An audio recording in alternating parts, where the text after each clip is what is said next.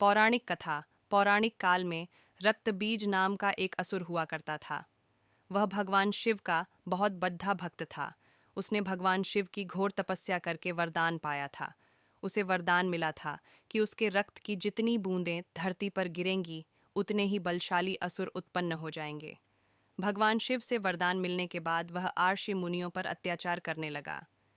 फिर आर्षि मुनियों ने देवताओं से रक्षा करने की विनती की। रक्तबीज और देवताओं का युद्ध ऋषि मुनियों की रक्षा के लिए। देवताओं ने रक्तबीज को युद्ध के लिए ललकारा। रक्तबीज भी युद्ध करने आ पहुंचा। युद्ध में रक्तबीज के शरीर से खून की गिरने वाली सभी बूंदें रक्तबीज के जैसे ही बलशाली असुर बन जाते। काफी समय तक युद्ध करने के बाद भी देवतागण उसे युद्ध में मार नहीं पाए। अंत में देवताओं को रक्तबीज ने हरा दिया और देवलोक को अपने अधिकार में कर लिया। इसके बाद सभी देवता शिवजी के पास पहुंचे। सभी ने भगवान शिव से रक्षा करने की प्रार्थना की। माता काली की उत्पत्ति उस समय देवी पार्वती भी शिवजी के साथ ही मौजूद थीं।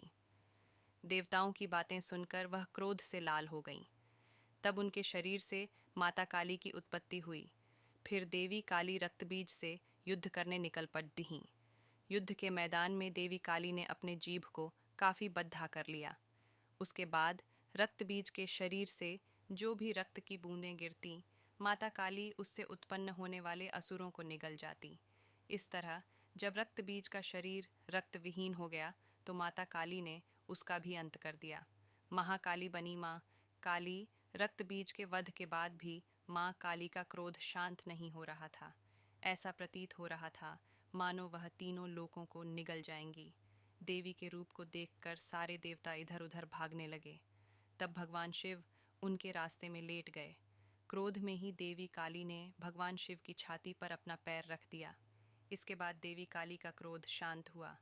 कालिका पुराण की कथा। वहीं कालिका पुराण में वर्णित कथा के अनुसार एक बार हिमालय पर स्थित मतंग मुनि के आश्रम सभी देवता पहुंचे। उसके बाद मतंग मुनि ने यज्ञ आरंभ किया। फिर सभी देवता महामाया देवी की स्तुति करने लगे। काफी समय तक स्तुति करने के बाद माता महामाया देवताओं के सामने प्रकट हुई। माता ने देवताओं से पूछा कि तुम सभी किसकी स्तुति कर रहे हो? उसी समय देवी महामाया के शरीर से एक काली रंग की दिव्य स्त्री प्रकट हुई। उस दिव्य स्त्री ने देवी महामाया से कहा, ये सभी मेरी ही स्तुति कर रहे हैं। वहीं